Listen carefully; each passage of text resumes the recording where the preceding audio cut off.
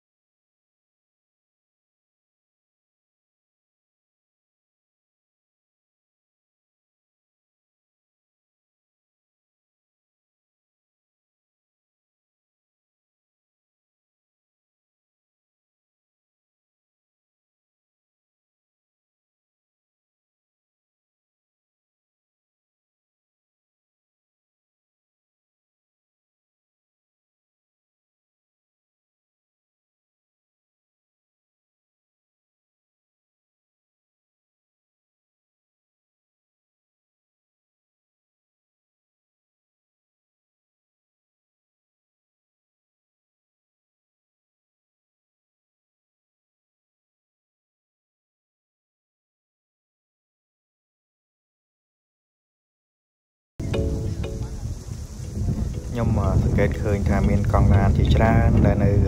ជាប់ឆ្នេរសមុទ្របាទហើយខ្ញុំឃើញមាន oyster ស្អែកខ្ញុំនឹងធ្វើការគោះ oyster ឲ្យអ្នកទាំងអស់គ្នាមើលបាទហើយទីនេះក៏យើងអាចស៊ូចត្រីបានដែរបាទអ្នកដែលចង់ស៊ូចត្រីអីហ្នឹងណាបាទឥឡូវនេះពេលយប់ហើយបាទហើយពួកយើងធ្វើការអាំងសាច់មាន់ដែលត្រៀមយកមកពីផ្ទះណាហើយជាមួយនឹងសាច់គោបាទហើយជាពិសេសយើងមានបាញតិចតួចដាក់កម្ដៅពោះកុំឲ្យល្ងាយប់ឡើងបាទ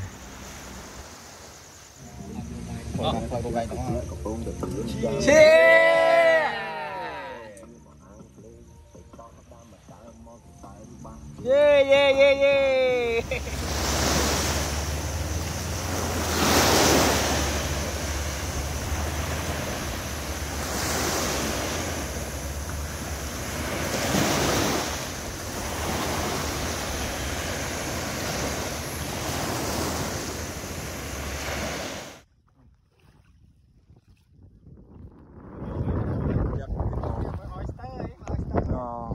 Sri anh ấy bị phậtឡើងទឹក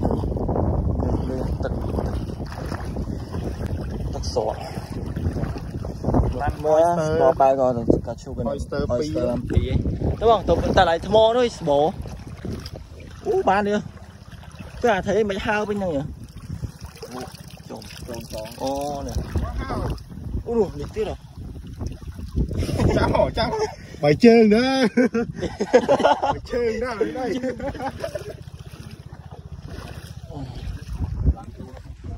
ទេមើលណែក៏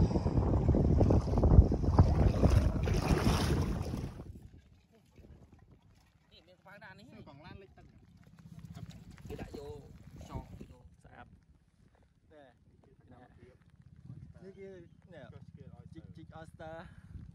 นี่กลับอันนี้ดิแอร์นี่แบบจิ๊กนี่ถอดชุดนี้มั้ยนี่มาเคยเนี่ยอะไรยิงเรียนมาเล่นแล้วนี่ลูกไหนดิ